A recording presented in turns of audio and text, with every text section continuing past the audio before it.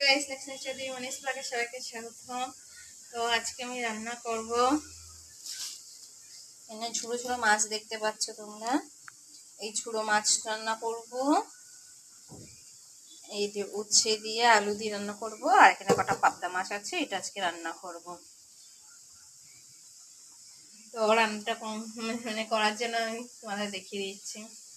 মাছগুলোকে আমি ফ্রেশ তেল গরম করে এগুলোকে ভেজে তুলে নিয়ে কালো জিরে ফোড়ন দিয়ে এই উচ্ছে আলুটাকে দিয়ে দেবো।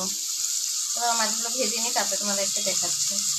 তেলের ভেতরে আমি তেলটা গরম করে কালো জিরে দিয়ে দিয়েছিলাম ফোড়নে, উচ্ছে আলুটা দিয়ে দিয়েছি, সামান্য নুন দিয়েছি, হলুদ আর একটা কাঁচা লঙ্কা চিড়ে দিয়ে দিয়েছি।